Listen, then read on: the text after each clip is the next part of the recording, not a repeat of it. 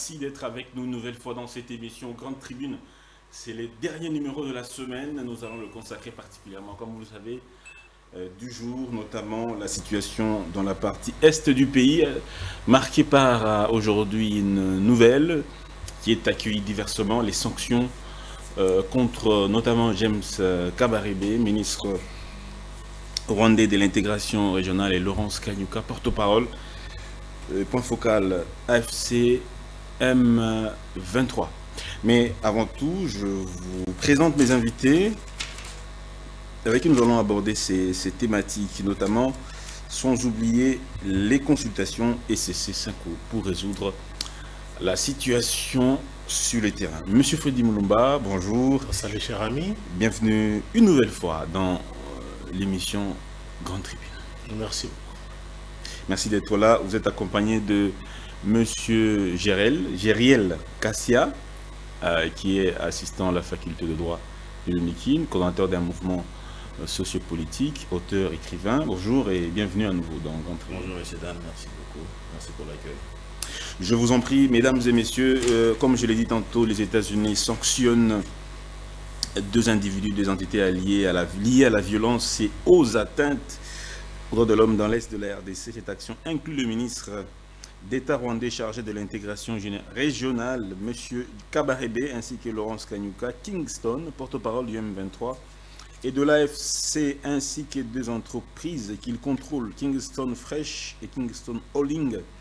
La mesure prise montre à quel point il est nécessaire que le Rwanda revienne à la table des négociations dans le cadre du processus de Luanda, dirigé par l'Angola, afin de parvenir à une résolution du conflit dans l'est de la RDC. En réaction, le gouvernement congolais écrit ce qui suit, je cite: nous accueillons favorablement les sanctions américaines contre le général Kabarebe, ministre rwandais de l'intégration générale, et contre le porte-parole du mouvement terroriste M23. Ceci marque le début d'une série de sanctions que nous voulons plus robustes de la part du Conseil de sécurité de l'Union européenne et d'autres partenaires, afin de contraindre le Rwanda à retirer ses troupes et à cesser ses activités criminelles sur notre sol. Ça, c'est Patrick Mouyaya. Les mesures punitives, y compris les sanctions, ne contribuent en rien à la sécurité, à la paix, à la stabilité à long terme dans tous les pays de la région des Grands Lacs. De telles mesures ne peuvent être interprétées que comme une ingérence intérieure injustifiée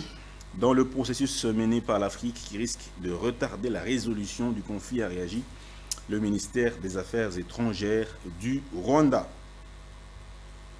Et puis cette réaction au Conseil de sécurité des Nations Unies, la Russie a exigé à la RDC de lâcher les FDLR et de cesser de recruter les mercenaires européens. Mesdames et messieurs, on va donc rester là, puisque nous allons pas prendre beaucoup de minutes, il faut qu'on attaque directement le sujet. Monsieur Freddy Mulumba, je vais commencer avec vous. Sur le terrain, la situation reste on ne peut plus préoccupante. De nombreuses sources indiquent que l'AFC M23 avance désormais vers Lubero, après avoir conquis des grandes villes telles que Goma, Bukavu, et ainsi de suite. Sur le terrain, plusieurs sources indiquent également que l'armée congolaise ne se bat pas, est en train de replier. Qu'est-ce qui est à la base de tout ça, M. Félimon? Je pense que là où il y a des élites illicite, se poser la question pourquoi notre armée fuit la guerre. Pourquoi les généraux à l'est du Congo ne veulent pas combattre? Parce que la réponse a été donnée par le ministre Moïndo Zangi. Il a expliqué que pour être nommé commandant à l'est du Congo, il faut l'autorisation de Kagame. Donc je reprends. Pour être nommé commandant à l'est du Congo, il faut l'autorisation de Kagame. Donc ça signifie que Kagame contrôle tout l'est. Les militaires qui sont là, ce sont ses militaires, à lui. Parce que s'il n'est pas d'accord, il ne peut pas travailler. Il ne peut pas rester comme commandant à l'est du Congo. Ça signifie quoi? La guerre que nous perdons à l'est, il n'y a pas de combat. Le seul combat qu'on a eu, c'est à Goma. Quand les jeunes gens ont refusé les injonctions de leurs généraux. Tous ont fui. Ils sont partis à Bukavu. Ils ont laissé les jeunes gens, les soldats seuls. Il a fallu un capitaine, un major, qui ont réorganisé les troupes. Et selon les informations, les troupes rwandaises ont eu beaucoup de pertes.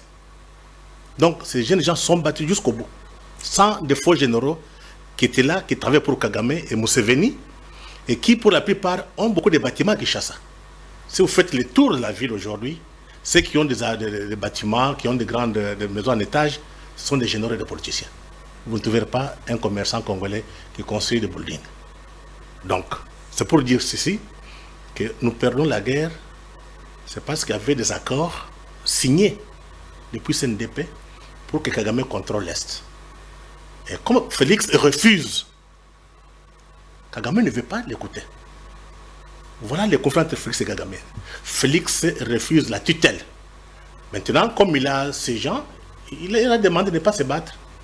Donc tous les généraux qui étaient à l'Est ont décroché. Tous les généraux étaient nommés par le président Kabila à l'époque. J'ai dit, tous les généraux, il y avait un accord. Ça, c'est Zangui qui l'a dit. Ça ne vient pas de moi. Zangui, ministre Zangui, il est de l'Est. Zangui a fait la guerre. Il connaît. Ils savent que qui contrôle l'Est là. Kagame, avant de nommer un général, un colonel, il faut qu'il donne l'autorisation. Kinshasa doit être en complicité avec lui. Donc, la guerre qui se passe à l'Est là, ça se passe à l'état-major ici. Ça ne se passe pas sur place. Mais comment? Expliquez-nous un peu. Mais qui nomme? Pour nommer des gens, il faut normalement que les chefs d'état-major donnent l'instruction, non? Qui propose au chef de l'État les noms pour donc signer des ordonnances. Mais par rapport à leurs contrats, à leurs accords avec Kagame, que pour être là-bas comme commandant, général, brigade, tous les généraux qui sont dans toutes les zones de guerre, Kagame doit donner l'autorisation. Et le président Tshisekedi a dit « Niet ». Voilà la crise maintenant qui a éclaté. Le président Tshisekedi n'a pas remplacé ces généraux-là qui ont été nommés par Kagame lui-même, sous l'autorisation de Kagame. Est-ce que le chef de l'État n'a pas cherché à les remplacer? Ce n'était pas facile de les remplacer. Tu sais, Kagame a fait plus de 25 ans ici. C'est lui qui gérait l'Est du Congo, non? On a créé des généraux, on en a fabriqué, on a recruté. Tous doivent ils ont leur allégeance à Kagame. Voilà pourquoi nous avons perdu la guerre. Voilà pourquoi nos troupes ne combattent pas. Vous entendez, oh non, ils ont pris Bukavu. Est-ce qu'en prenant Bukavu, ils sont battus? Non. Ils l'ont pris parce que les autres ont décroché. Les patrons Kagame a donné l'instruction, ils ont accepté, ils ont laissé Bukavu entrer. Et les rebelles, les troupes rwandaises entrer. C'est ce qui se passe. Donc, c'est ces accords-là que Félix ne veut pas entendre. Mais c'est quels accords, M. Freddy Mulumba? Mais j'ai dit que reprenez, moi, je pense que Zangui a bien expliqué que moi, parce que lui, il est acteur. Il est acteur. Ah oui, il connaît très bien. Donc voilà pourquoi nous perdons la guerre. Mais pour savoir si ces gens gagnent, il faut aller interroger la population. Je peux vous rassurer. Il y a une étude faite par Madame Bemba, qui a présenté sa thèse de doctorat en sciences politiques. Elle a fait une enquête à Goma, Sud Kivu et Nord Kivu. Ce qu'elle a trouvé comme résultat de travail, Goma est infiltré. Il n'y a pas de résistance à Goma. Mais quand vous partez du côté de Nandé, du côté de Rubero, tout ça, les gens résistent. La même chose au Sud Kivu. Ça signifie que les populations de l'Est ne peuvent jamais accepter la domination rwandaise. Et dans leur histoire, ils sont habitués à se battre. Voilà pourquoi aujourd'hui, par exemple, le cas de Nandé, quand les Rwandais viennent, mais ils ne fuient plus. Ils disent nous quittons, ils prennent nos terres. Nous restons. Mais le président Kabila disait au cours d'une interview que... Le président Tshisekedi disait au cours d'une interview que le M23 avait été défait en 2013 par l'armée du président Kabila. Oui. Est-ce que le chef de l'État avait raison de dire ça? Le chef de l'État Non, écoute, il y a ceci. Oui. La fois, je vous ai dit ici, ceux qui nous font la guerre ce n'est pas l'Ouganda, ce n'est pas le Rwanda. Le Rwanda et l'Ouganda sous-traitent. Ceux qui nous font la guerre, c'est l'Amérique. Ce n'est pas la Chine, ce n'est pas la Russie. Ce sont les Américains qui nous font la guerre. Les Américains globalistes, les Américains de Bill Clinton, les néolibéraux. C'est qui nous font la guerre. Donc, en 2012, comment ça a terminé? Obama a appelé Kagame.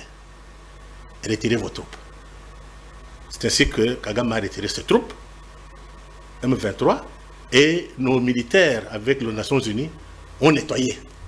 Donc, si l'Amérique n'avait pas demandé à Kagame de retirer les troupes, je ne pense pas que les M23 allaient disparaître. C'est ainsi qu'ils ont été battus. C'est sur instruction d'Obama et William Hague, qui est le patron de la diplomatie britannique, a même fait la pression, et John Kerry. Les preuves sont là. Donc, on a gagné la guerre sur le plan diplomatique et ensuite militaire.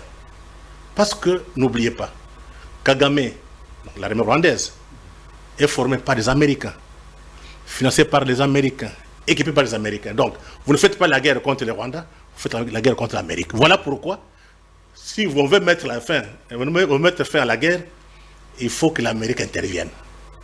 En 2001, M. Kass, tu peux lire les documents de Colin Powell, qui a appelé Kagame.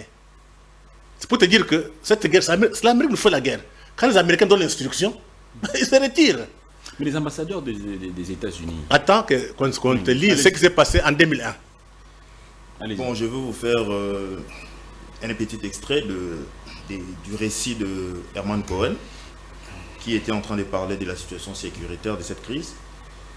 Après l'intervention de Richard Holbrooke, qui n'avait pas abouti à parvenir à une issue favorable entre le Rwanda, l'Ouganda et la RDC. Il était donc temps de faire intervenir l'administration Bush à travers les secrétaires d'État Colin Powell, qui, après avoir observé les intentions expansionnistes et criminelles de Kagame et du Rwanda, il avait intimé Paul Kagame en 2001 de retirer ses troupes au Congo. Et Kagame avait obéi. Donc c'est une façon de renchérir, c'est que le DG m'avait dit tout à l'heure. La guerre sera résolue à partir du lieu où il allait venir. Donc à partir des États-Unis. Alors, M. Freddy Mulumba, vous avez parlé des globalistes. Les globalistes qui sont derrière cette guerre. Maintenant, à quel moment l'administration américaine peut-elle demander ou mettre fin à cette globaliste. Oui. C'est facile maintenant. Voilà pourquoi peut-être on aura le temps d'entrer en profondeur concernant les sanctions qui viennent d'être sanctions contre le Rwanda. C'est la toute première fois dans l'histoire des relations rwando-américaines que des hauts placés tels que James Kabarebe soient sanctionnés. Ne prenez pas l'Amérique à la légère, l'Amérique de Trump. Depuis Bill Clinton jusqu'à ce jour, vous vérifiez. Là, on a intimé l'ordre à Kagame de retirer les troupes. On ne l'a pas sanctionné. Cette fois-ci, on a sanctionné James Kabarebe, on a sanctionné l'homme comment on appelle ça, les rebelles. On a demandé aux Rwandais de retirer leurs troupes. Prenez ça au sérieux. Les Américains ne sont pas comme les Européens. Quand vous voyez un peu avec la France tergiverse. Les Américains sont très clairs. Mais c'est quoi la conséquence? La conséquence, c'est que Kagame est fini. C'est terminé. Parce que quand vous prenez le document de sanctions, on explique que la guerre pose problème sur le plan économique. Voilà pourquoi le département des Trésors a pris cette sanction. Ça ne vient pas du département d'État. C'est le département des Trésors.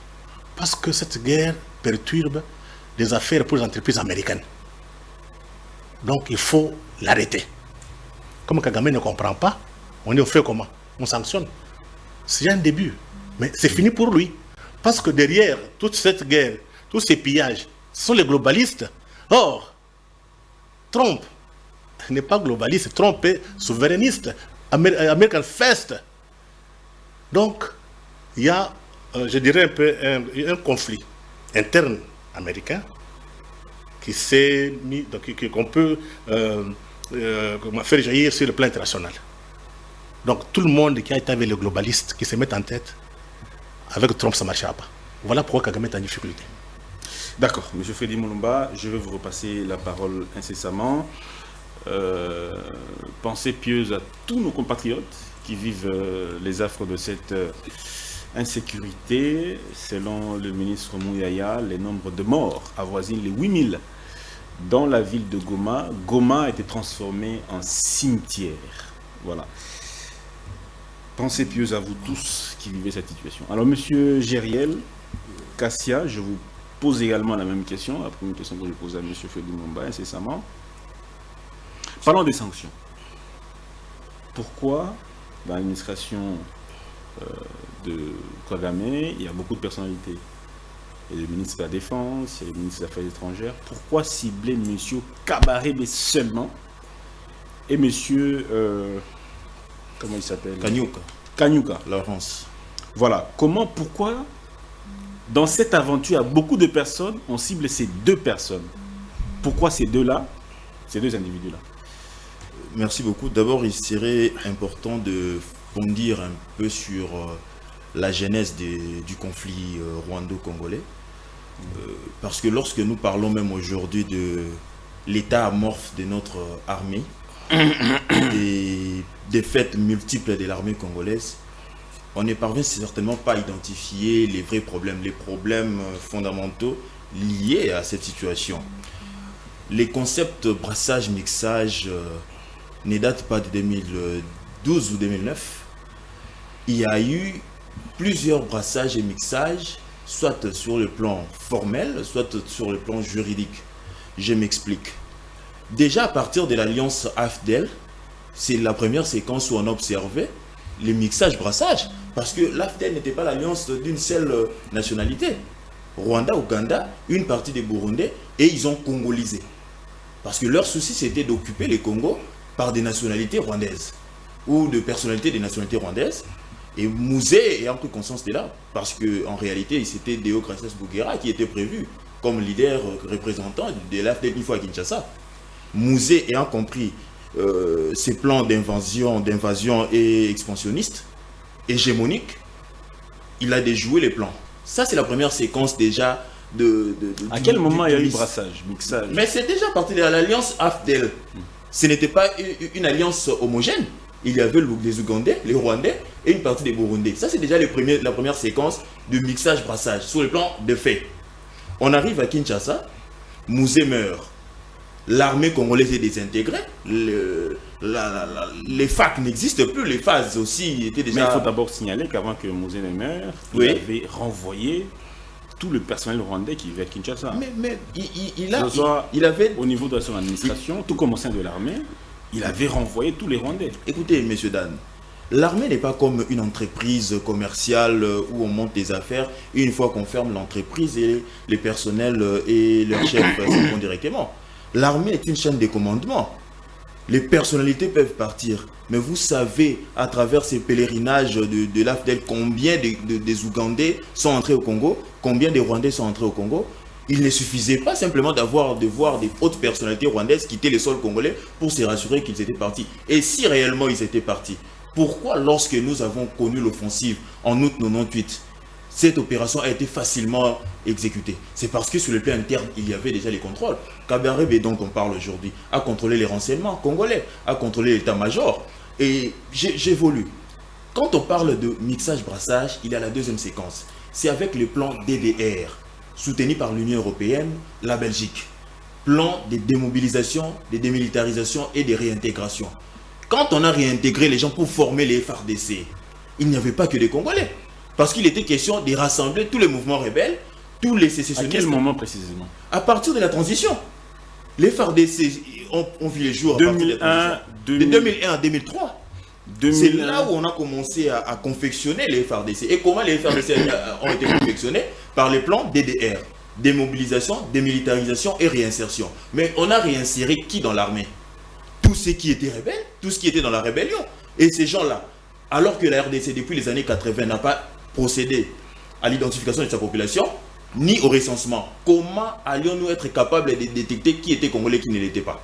Bon, voilà donc déjà les sources de faiblesse de notre armée. C'est à partir de là. C'est ce qui fait que... Donc la troisième séquence, c'est avec les CNDP. Donc il y a eu 3 séquences. Mais on se souvient que, bon, selon nos recherches, en 2006, Laurent Nkunda, leader du CNDP, a été sanctionné par l'administration Bush. Ok. Il était En 2006. Il n'était pas dans l'armée congolaise. Il n'était pas dans l'armée congolaise. Il était congolais, il n'était pas rwandais. Non. Vous vous rendez compte? Il était congolais, certes. Oui, mais c'était pas rwandais.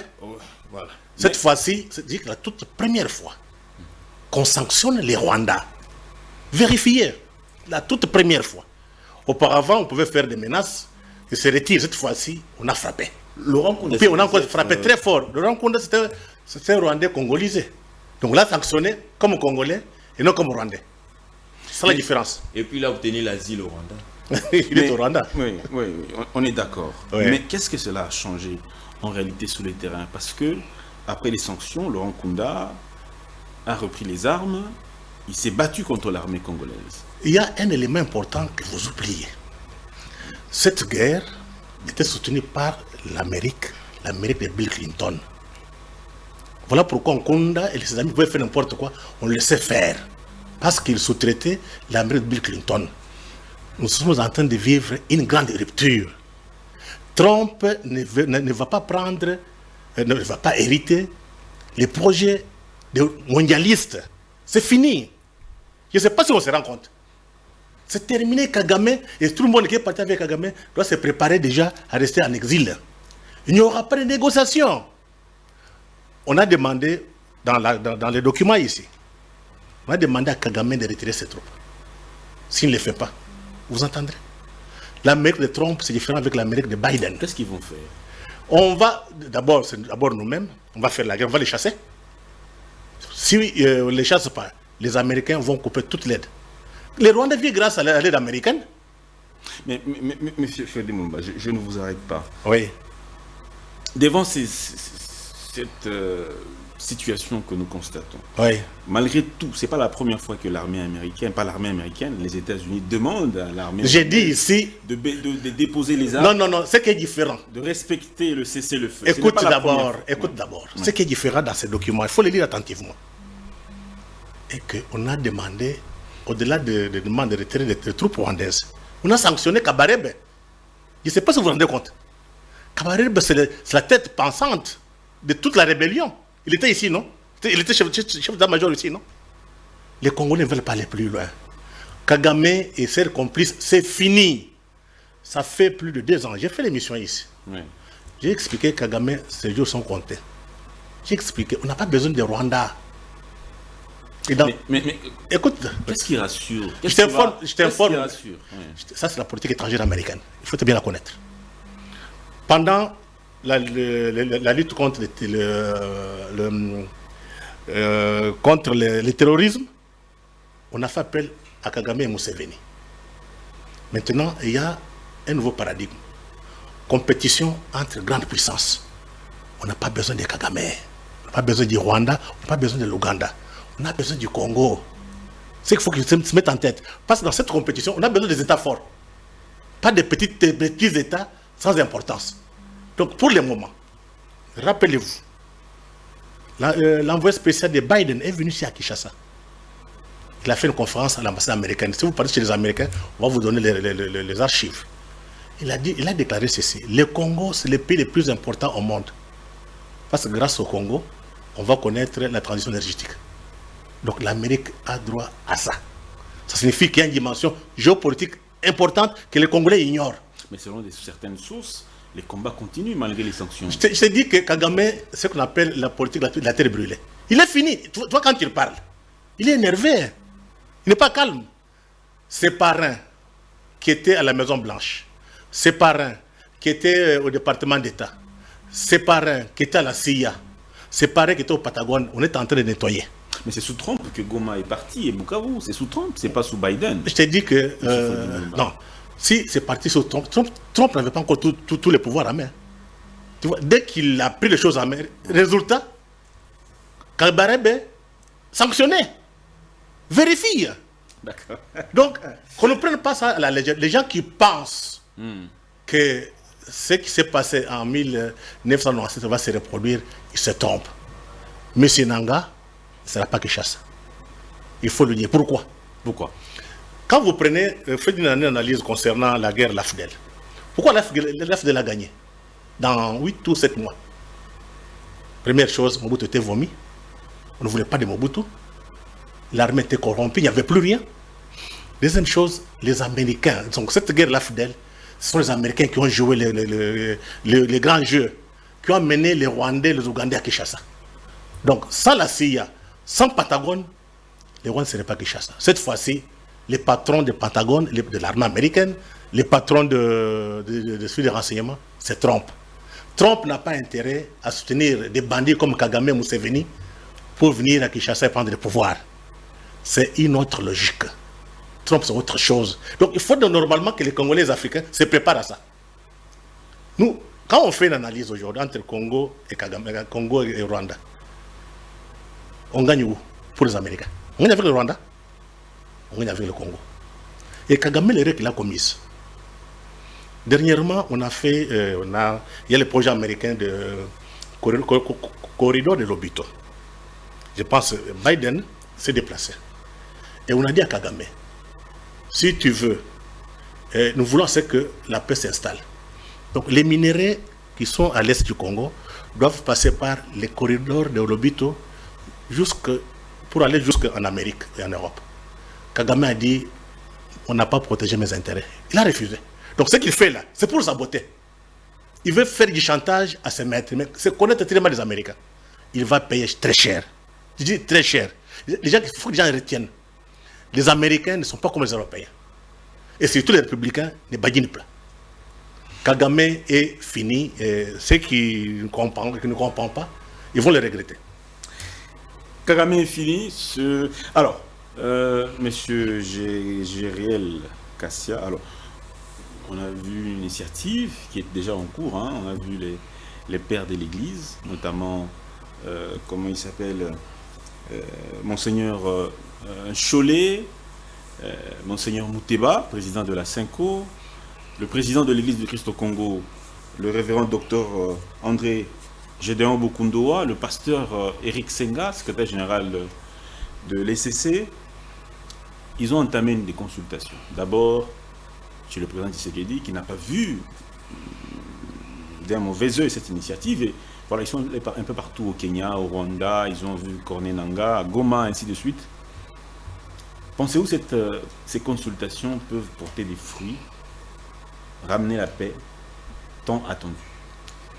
Merci pour votre question. C'est une observation que nous allons faire en même temps, mais il serait question pour vous de me faciliter la tâche parce que lorsque je me mets à survoler sur des faits historiques, vous ne parvenez pas à m'écouter attentivement et les téléspectateurs sont en train d'attendre les informations que nous leur fournissons. Non, je vous... C'est un travail que nous faisons également. Je vous relance pour que ma génération comprenne aussi.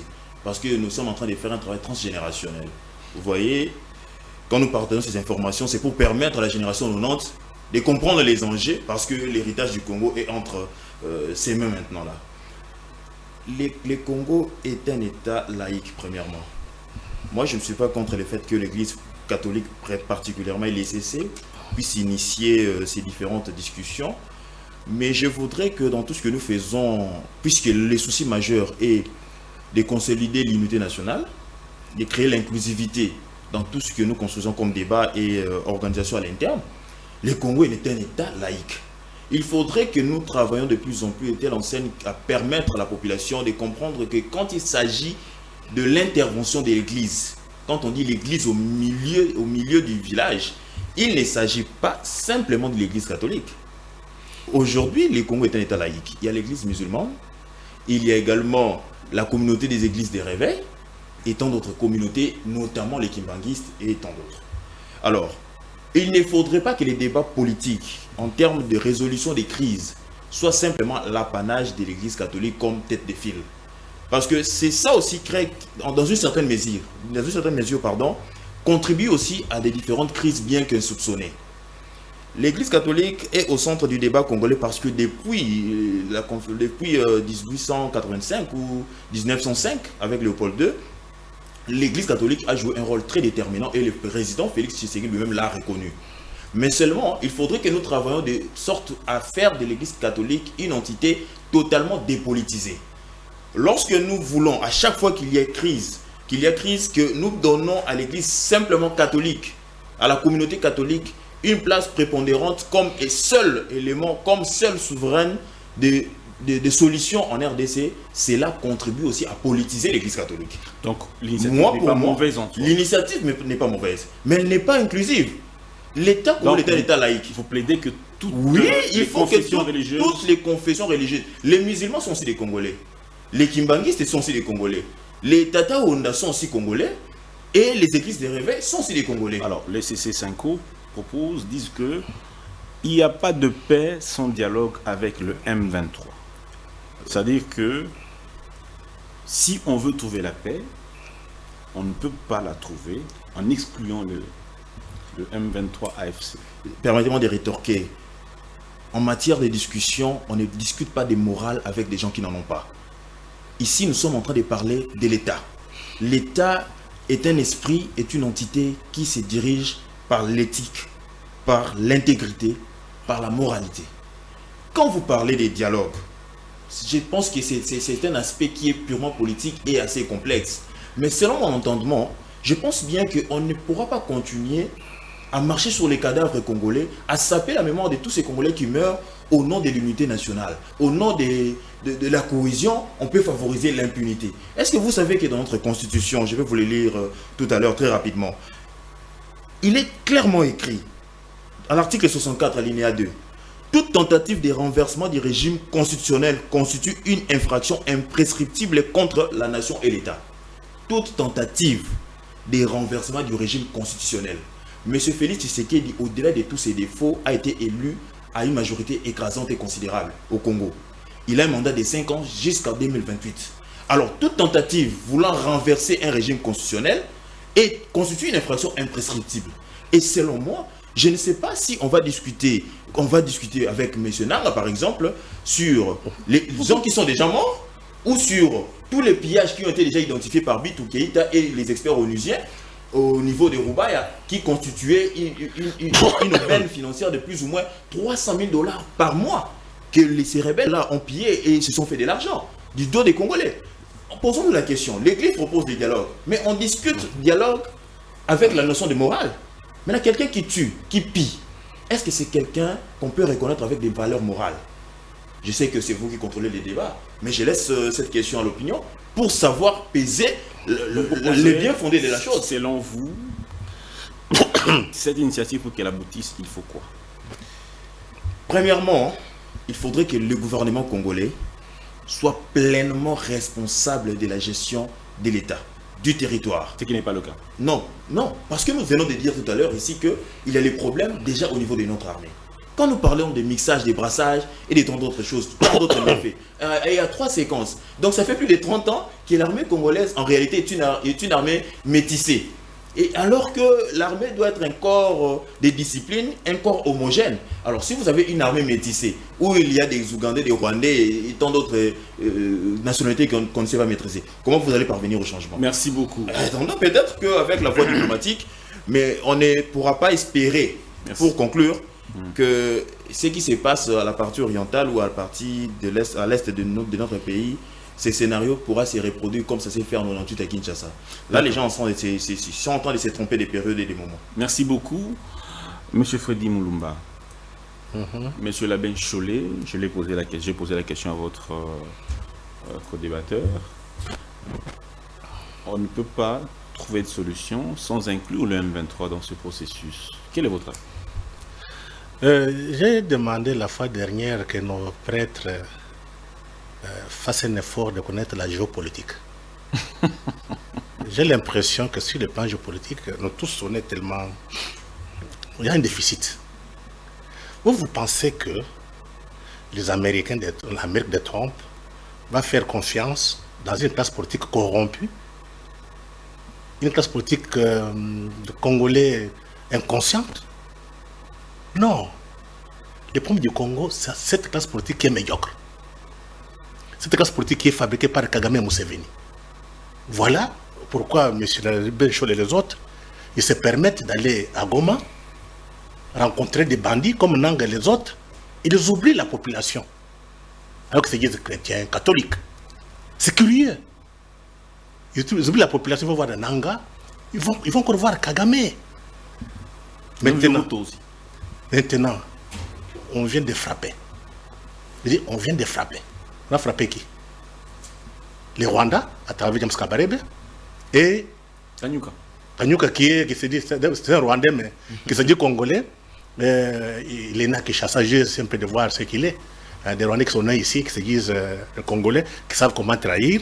Et Kanyuka, qui représente le mouvement FCC puis M23. C'est la fin d'une époque. Retenez ce que je vous dis là.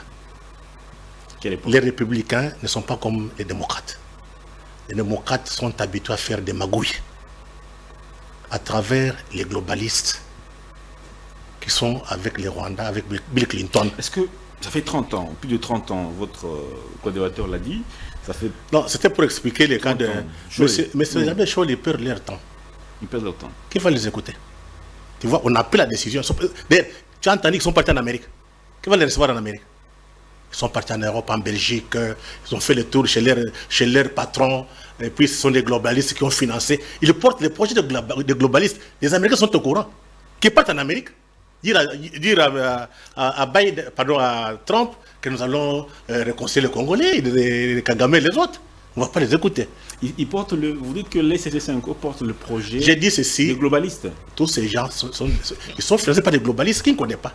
L'église catholique et l'église protestante sont financées par... Je te dis qu'ils sont financés par les globalistes. Ce n'est pas par les hommes d'affaires américains sérieux. Vous l'avez toujours dit, quand vous dites globaliste, vous faites allusion précisément... Les patrons des globalistes, c'est Soros. Je te recommande un livre qu'il faut lire. Les réseaux Soros en Afrique. Il faut les lire. Hein. Vous comprendrez les enjeux. Vous comprendrez cette classe politique qui fait la politique pour les intérêts étrangers. Maintenant, ils veulent court-circuiter Trump. On vient de frapper. C'est l'État américain qui a sanctionné. On va voir si le porte-parole va encore se déplacer. On va voir si M. Abel Cholet, mon cher Cholet, il va encore les rencontrer. Qu'il les rencontrer maintenant, parce que l'Amérique a frappé. On a frappé Kabarebe. Je vous ai dit ici, comme c'est l'Amérique, ce sont les Américains qui nous font la guerre, les Américains globalistes qui nous font la guerre. Si nous voulons que cette guerre termine, il faut aller en Amérique. Et c'est lui qui m'a dit, c'est le papa de Premier ministre belge ancien, Herman De Croo. En 2013, nous sommes à Bruxelles avec un ami hollandais, mais d'origine congolaise. On nous reçoit par les vieux. Il nous dit ceci. Votre question là, au Congo, vous pouvez raconter votre vie, on va négocier, vous perdez votre temps. Allez en Amérique. Et quand je suis rentré au potentiel, j'étais encore au potentiel, j'ai titré sur ça. Et c'est quand Obama a appelé, la guerre a terminé, non? C'était fini, non? En 2013. C'est pas les Américains ont appelé. Aujourd'hui, avec ces coups de fil, donc ces documents, ces sanctions ici, c'est le début de la fin de Kagame et toutes ses aventures. Parce que pour le moment, il y a une dimension géopolitique importante, la compétition entre la Chine et l'Amérique. Tous les minéraux qui sortent de l'Est, ça part où? Ça part où? Ça va en Chine. Ce sont les entreprises américaines qui sont installées en Chine, qui raffinent nos minéraux. Ce sont pas les entreprises chinoises. L'administration Biden avait déjà commencé. L'administration Trump va mettre fin à cela. Voilà pourquoi on parle de corridor de Lobito. Donc, tous les minéraux, les autres qui sont exploités ou qui sont exploités à partir de l'Est, ça va descendre à travers les chemins de fer des Grands Lacs jusqu'à Lobito. Ce qui va se passer, mais Kagame a tenté de saboter ça. Il va payer cher. Et retenez ce que je vous dis là. Il payera cher parce que maintenant les enjeux sont autres. Les intérêts américains d'abord. La fois dernière, c'était les intérêts des individus, de Soros. Vous avez encore un autre là, des Soudanais, comment on appelle, qui est aussi dans le clan. Moi Ibrahim, dans le camp des globalistes, qui profitaient sur les dos des Américains. On utilisait l'armée américaine, les services américains, pour leurs intérêts et non pour les intérêts de l'État américain. Maintenant, il y a un shérif en Amérique, à Washington, qui donne des ordres, c'est Trump. Donc, il faut vite prendre ça aussi au sérieux. Donc, nous-mêmes, Congolais, on ne peut pas mettre fin à ça si non, les Américains ne décident j'ai dit, pas. nous, Congolais, qu'est-ce qu'il faut faire? Soyons sérieux. Ça signifie qu'il faut éviter la corruption, il faut éviter les désordres, il faut mettre chacun à sa place. Si nous sommes sérieux, les Américains vont nous respecter. Mais si nous ne sommes pas sérieux, on va nous balayer. Il faut relire l'histoire. Monsieur Freddy Mumba avec toujours son slogan fort et magique. Il faut relire l'histoire. Il faut relire l'histoire. Les globalistes sont à leur fin. À la fin de leur... Alors, monsieur Kassia, Gériel, il nous reste plus ou moins 20 minutes pour clore cette émission. On va rester dans les idées dans les solutions. Vital Kamere, qui est intervenu au perchoir de l'Assemblée nationale au cours de la session extraordinaire qui vient de terminer il y a plus ou moins une semaine, il a dit que le président voulait négocier. Mais il ne veut pas vendre le pays. Est-ce que c'est possible de négocier sans vendre le pays? Mais nous avons le processus de Luanda. C'est un instrument juridique sous-régional très reconnu, même par les départements américains. Vous avez vu les départements du trésor américains a reconnu et a rappelé les Rwandais à regagner la table de négociation sur base du processus de Luanda. Négocier, oui, mais avec qui? Mais justement, le président Félix a été clair. La guerre, le porteur de cette guerre, de cette instabilité dans la sous-région, parce que l'instabilité de la RDC ne touche pas que le Congo. Quand le Congo est instable, c'est toute la sous-région qui est instable. Et par ricochet, l'Afrique tout entière. Parce que Frantz Fanon disait, l'Afrique a quoi la forme d'un revolver dont la gâchette se trouverait au Congo. Et donc, la discussion, c'est Kagame vient de reconnaître que c'est lui le responsable. Parce que déjà, tout le monde lui dit qu'il est le responsable. Seulement, c'est les gènes du mensonge qui est en lui qu'il ne veut pas reconnaître. Comme il ne veut pas les reconnaître, on ne veut pas nous imposer de discuter avec des petits voyous, des chénapans, des phallocrates, de tous ces gens-là qui sont en train de piller à Roubaïa. Ils ont pris pratiquement 300 000 $ le mois et aujourd'hui ça compte des millions. Ils prennent des taxes dans des postes frontaliers. On ne va pas discuter avec des gens pareils. C'est la République qui non, paye. Oui, mais on ne peut pas faire ça. C'est comme disent les Quinois, on ne discute pas avec les petits Bitinda. Est-ce que vous avez déjà vu un patron discuter avec les petits Bitinda? On ne fait pas ça. On ne fait pas ça. On ne fait pas ça. On ne fait pas ça. Mais au niveau de l'EAC, vous avez suivi ce sommet, d'abord de l'EAC qui a exigé au gouvernement congolais de discuter, que le gouvernement congolais discute directement avec la FCN 23 Je venais de vous lire tout à l'heure la constitution congolaise qui est encore en vigueur. Est-ce que vous trouvez actuellement les gouvernements congolais en position de discuter avec un petit groupe de rebelles? Soyons sérieux. Donc, c'est une façon de donner raison à ma génération que quand vous êtes insatisfait, peut-être pour une histoire, vous avez pris votre femme, allez prendre des armes, allez attaquer celui-là qui avait pris votre femme ou la femme de votre oncle. Ça devient du n'importe quoi. Donc, le Congo devient le théâtre des insatisfactions personnelles. On ne peut pas construire l'État avec ses intentions. Si aujourd'hui on doit discuter avec AFC, je vous assure qu'après 3 ans ou 2 ans, il y aura encore un petit groupe qui va encore prendre jour et il y aura une autre discussion. Les Rwandais savent très bien qu'aujourd'hui, c'est soit ils se retirent définitivement, soit c'est nous qui allons les corriger pour du bon. Et je pense bien que c'est aussi le moment pour que les peuples rwandais comprennent que Kagame en a fait de trop. Il doit aller se reposer, soit par voie d'élection, soit... Mais le gouvernement n'exclut pas de discuter avec l'AFC. Non, on ne discute pas avec l'AFC. On doit corriger l'AFC, le Congo. Le gouvernement n'exclut pas... Non. Le gouvernement congolais ne peut pas le faire. Qui a dit qu'il va discuter avec... Non. Laissez-moi être clair et puis... Allez-y, oui. Le gouvernement congolais est d'accord. Quel gouvernement congolais? Actuel. Sur base de quel document? Non, laisse un peu terminer. Allez-y. Mais dans le cas du processus de Nairobi, là où il y avait tous les groupes armés, c'est la confusion. C'est ça mon cher ami. Le gouvernement congolais dit... Mon cher ami, c'est la confusion. Les Américains sont mieux informés que nous. On est dans une confusion. Ces documents américains, on vous parle de Luanda, on ne parle pas de Nairobi. On sait que c'est Kagame qui est le problème. Comment on va discuter avec le peuple? On sait que M23, tout comme AFC, Fleuve Congo. Écoutez, arrêtez cette histoire-là. Arrêtez. Mouya n'a pas de pouvoir. Ici, c'est le chef de l'État qui discute. Le chef de l'État est très clair. Il va discuter avec Kagame. Il n'est pas contre. On ne va pas négocier pour céder nos terres. Le chef est très clair. Je pense que l'élite congolaise, je dirais, est étourdie. Il n'y a pas d'élite ici.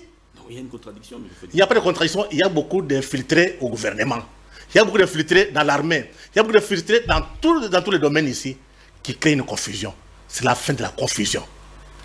Les shérifs viennent de signer. C'est fini. Je vous dis que les Congolais ne sont pas conscients de l'importance de ce pays. Nous sommes très importants. Mais l'élite n'est pas à la hauteur des enjeux. Voilà le problème du Congo. Les gens qui ne savent pas négocier.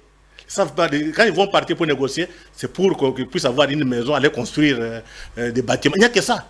Mais ils ne voient pas le Congo dans 20, 30 ans. Ils ne voient pas ça. Donc, il y a un grand changement en Amérique. Retenez. Kagame n'est plus utile. Les guerres de pillage, c'est fini. Parce que maintenant, je t'ai vu la fois dernière, l'économie occidentale est construite sur les pillages, aller faire des guerres, mettre des dictateurs et puis et vivre. Ce modèle économique, capitaliste économique, est en crise. Il y a un nouveau modèle. C'est l'économie du savoir et de la connaissance. On devient riche quand on maîtrise les nouvelles technologies, la science, et puis on innove. La Chine n'a pas fait la guerre de pillage. La Chine n'a pas colonisé. Regarde ce qu'elle est devenue. Grâce à quoi? À la science, technologie et innovation. La Corée du Sud n'a même pas de mines. Regarde ce qu'elle fait. L'Inde n'a pas colonisé. Donc les Européens sont restés encore dans un ancien modèle du capitalisme. Donc on peut appeler l'économie accumulation par des possessions. Je viens, je te fais la guerre, je prends, je deviens riche. Ça c'est fini ce modèle-là. Donc maintenant le nouveau modèle, il faut le savoir, l'économie du savoir. Donc nos amis occidentaux sont dépassés, en particulier les Européens. Vous voyez, monsieur Macron soutient Kagame parce que Kagame lui permet de venir voler nos minéraux et du pétrole. Un petit dictateur. C'est pas les cas américains. Mais qu'est-ce qu'on fait de nos généraux là qui sont dans ces complicités? Les généraux, je pense que si nous voulons gagner cette guerre, si nous voulons qu'on nous respecte par les Américains aujourd'hui, il faut nettoyer. Quand on dit nettoyer, quand quelqu'un n'est pas d'abord à la hauteur, parce qu'il y a beaucoup de généraux d'opérette, qui sont nombreux, qui ont eu des grades. Il y a des gens qui étaient à Kigali, des caporaux, mais grâce au mixage et brassage, sont des généraux. Et quand ils partent à Kigali, on s'étonne, il n'y a que dans ce pays-là, qu'on est devenu général. Qui Tangana, Tangana, Bosco, il était général, et illettré. Donc il n'y a que dans ce pays où les illettrés deviennent des généraux. Donc il faut mettre fin à cela. Mais aussi, il faut que toute l'élite congolaise prenne conscience. Pour mériter ce pays, il faut prendre de la hauteur, avoir les ambitions de grandeur, avoir la volonté de puissance pour mériter ce pays. Si on ne le fait pas, on va nous balayer tous. Ça fait plusieurs années que vous êtes en train de prêcher à la classe politique. Est-ce que vous avez l'impression qu'on vous écoute? On m'écoute quand même. On m'écoute, je vois. On m'écoute. Il y a des changements. Il y a des changements quand même. Ça se voit. Mais je pense que le président va nettoyer l'armée. On va nettoyer le gouvernement. Parce qu'on connaît tous les traîtres. Ils sont connus. Hein? À Kinshasa. Comment? Ils sont connus. Dans les institutions.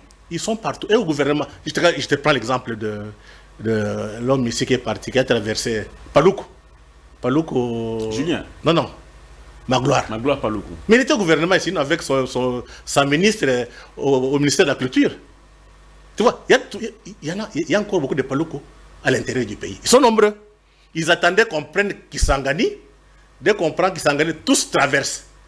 Mais comme les shérifs viennent de siffler, donner un coup de sifflet pour arrêter les matchs en sanctionnant AFCC, en sanctionnant les Rwandais, je pense que leur projet, c'est fini. Mais maintenant, je pense que le problème est de notre côté. Nous ne sommes pas rigoureux, nous ne sommes pas sérieux, qu'on prenne conscience et qu'on s'organise. Donc, les Américains ont fait leur travail, maintenant c'est aux Congolais de faire les leurs. Merci bien, M. Freddy Mulumba. Je crois qu'on va prendre dernier tour de table pour finir et clore l'émission. On est presque à l'heure de l'émission. Alors, M. Gériel Kassia, vous avez suivi peut-être l'interview du président angolais. à Jeune Afrique, où il dit que dans leur pays, ils ont dialogué avec presque tous les groupes armés. Ils se sont mis autour d'une table, ils ont trouvé des solutions à leur propre pays. Ils ont discuté avec l'Afrique du Sud, qui soutenait les rébellions, ainsi de suite. Il conseille au président Tshisekedi de faire la même chose. Qu'est-ce que vous... Quand nous avons commencé la discussion, nous avons cité Herman Cohen. C'était pour relever des faits exogènes à cette situation. Il s'agit justement du droit international. Avant de toucher les faits endogènes qui nous concernent directement, nous, Congolais. Le contexte congolais de la RDC est très différent de tout contexte africain. Parce que la RDC représente un enjeu géopolitique et géostratégique très élevé. La discussion avec des rebelles, des groupes de rebelles, avec des chénapans, des phallocrates, des voyous, tous ces gens-là, ne date pas d'aujourd'hui et nous en avons beaucoup l'expérience dans ces domaines-là. En commençant par Mobutu. Vous connaissez que les invasions n'ont pas seulement commencé avec Mouzé, même Mobutu lui-même a eu des problèmes. Mouzé les a connus, Joseph Kabila, ensuite aujourd'hui Félix Tshisekedi. Si le président Félix Tshisekedi, qui était favorable à la discussion pendant près de 5 ans, et aujourd'hui, il en a marre, qui suis-je moi pour le lui conseiller? Alors, aujourd'hui, vis-à-vis de l'avancée de ces gens-là, ils avancent, ils sont où? Ils vont où? Est-ce une nouveauté aujourd'hui? Qu'est-ce qu'on doit faire? Est-ce une nouveauté? Ils n'avancent pas, ils font du chantage. Nous savons très bien que la partie orientale, la grande orientale, représente les grands enjeux géostratégiques de la RDC, mais aussi culturels.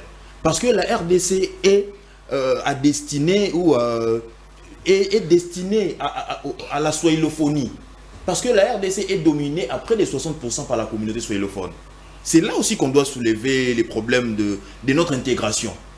Les gens là qui sont nos agresseurs savent très bien que nous avons une grande partie swahilophone, d'où les jeux sur la fibre tribale, les jeux sur les minorités ethniques, c'est juste sur base de ça. Parce qu'on sait que tout le monde, tous ceux qui parlent swahili, on peut l'étiqueter. Non, lui c'est un Tutsi, ils sont en train de martyriser le Tutsi quelque part. Alors que nous avons près de 60% de notre territoire qui est dominé par des provinces qui parlent les swahili.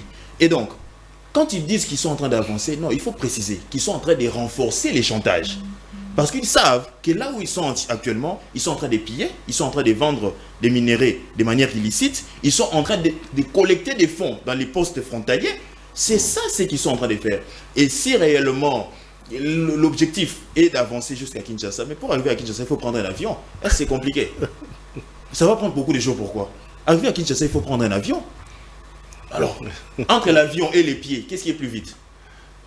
Donc vous pouvez prendre un avion même à Brazzaville, vous descendez à Mayamaya et puis vous traversez alors. Vous ne comprenez pas que c'est un jeu de chantage. C'est pourquoi je vous dis, au-delà des problèmes exogènes, ceux qui viennent de l'extérieur, il y a des problèmes endogènes dont viennent soulever le DG Moulumba. La gouvernance congolaise est très malade et agonisante. La légèreté. Vous savez, quand vous êtes dans l'indiscipline, et Dieu et les diables ne seront jamais favorables à vous. Parce qu'on ne peut jamais être proche de Dieu dans l'indiscipline, encore moins avec les diables. Il faut choisir votre camp. Si vous voulez Dieu, soyez discipliné. Si vous voulez avec les diables, soyez discipliné. Quand les Américains disent que in God we trust, c'est parce qu'ils ont choisi Dieu. Et Dieu aime les discipliner. Donc, la corruption, le clientélisme, le favoritisme, l'esprit des fêtes, tout ça, ça ne favorise pas la cohésion nationale. Ça ne favorise pas tout cela. Ça, c'est à tous les niveaux. Hein. Mais c'est à tous les niveaux. Même les jeunes comme moi qui ont été nommés des bourgmestres par-ci par-là, ils sont là, nous observons. Ils sont dans la fête, ils sont dans la légèreté. Dans un pays comme le Congo, quand on vous nomme, il faut d'abord pleurer pendant 2 jours avant de prendre les fonctions. Donc, aujourd'hui, au niveau interne, la responsabilité est énorme. Oui, il y a des problèmes endogènes très avancés, très graves. Notamment la légèreté, l'indiscipline. Ça, c'est vraiment les propres des Congolais. On doit les dire entre nous. Ce n'est pas pour donner les éléments de langage aux agresseurs, mais c'est pour reconnaître aussi qu'au niveau intérieur, nous avons un problème de discipline. Nous sommes très indisciplinés et nous n'avons pas l'âme étatique. Nous n'avons pas l'âme de la nation. Quand quelqu'un s'autorise à s'accaparer plus de 20 millions de dollars pour lui-même, quel est l'essence de l'éternité qu'il cherche dans ça? Nous n'avons même pas l'exemple de l'Égypte pharaonique. Les pharaons construisaient des pyramides parce qu'ils voulaient vivre au-delà de la mort. Ils pensaient à l'éternité. Mais nous, qu'on vole, c'est pour satisfaire les petites chéries et tant d'autres choses. Comment parleront de nous? Rassurez-vous, messieurs, dames, qu'au-delà du tribunal judiciaire, au-delà du tribunal des juridictions militaires, l'histoire aussi a son tribunal. Et l'histoire juge les gens. L'histoire positionne chaque personne. Il y a des gens dans ces pays qui ne seront même pas cités dans un paragraphe de l'histoire congolaise. Même un paragraphe, on ne les citera pas. Merci bien, messieurs Kassia, Gériel. On termine rapidement avec monsieur Freddy Mulumba. Alors, monsieur Freddy Mulumba, c'est toute une dernière question pour finir. La population de l'Est en a marre, ça fait 30 ans.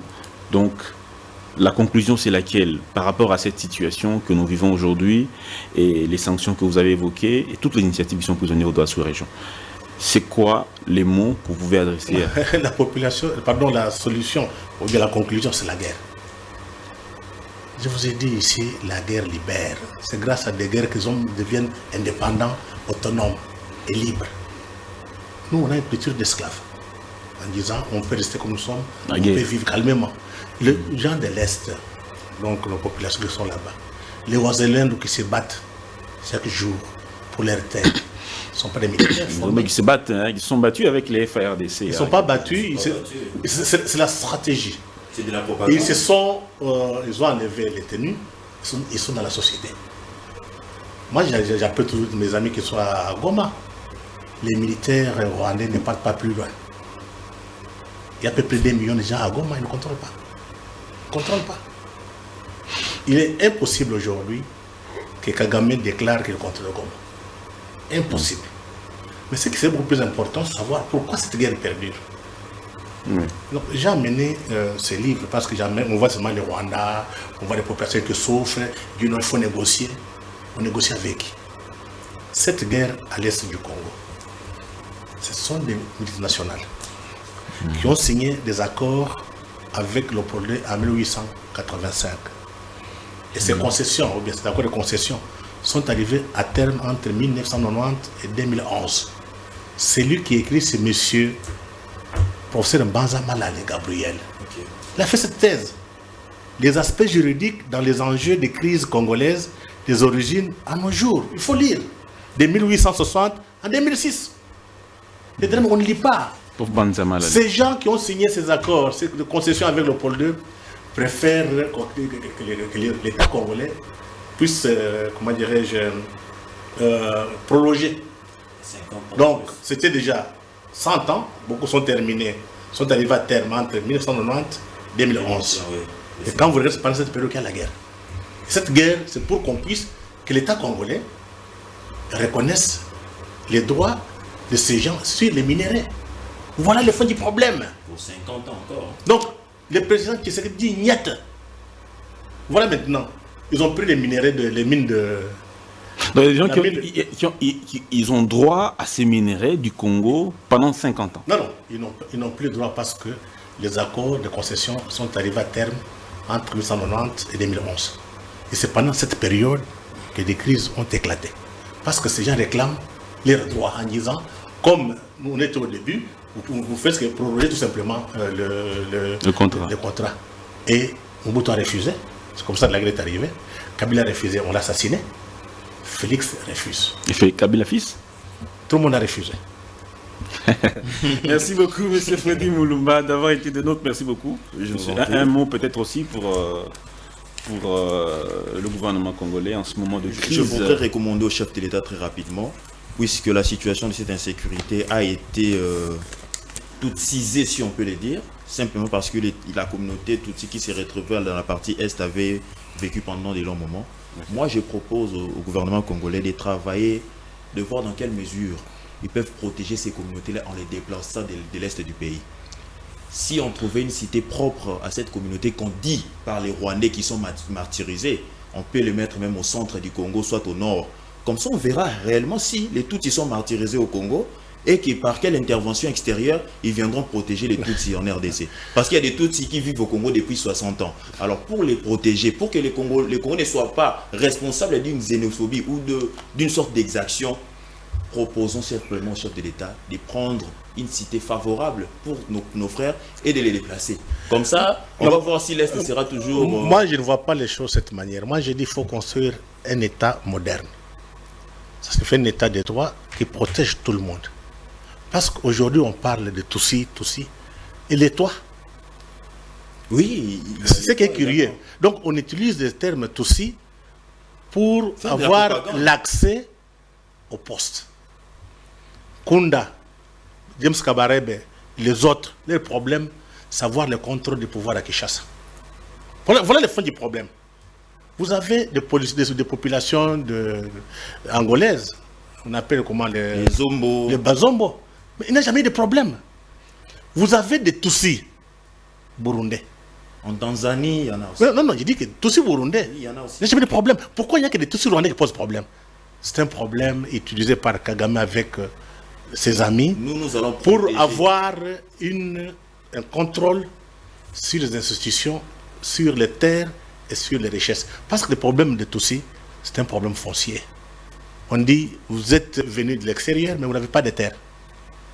Pas la chefferie. Les Tutsis réclament quoi? La chefferie On peut aussi. appeler Banyarwanda. La Ils royauté. réclament la terre. Or, quand on regarde dans l'histoire de notre pays, on n'avait pas de terre. Mais ils peuvent être les Congolais. Ça, ils peuvent la nationalité. Mais ils n'ont pas de terre.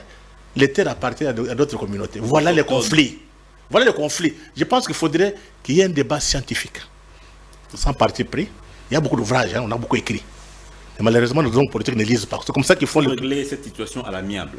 Il n'y a pas d'alarme. Je dis qu'on doit construire d'abord un état de droit, un état moderne.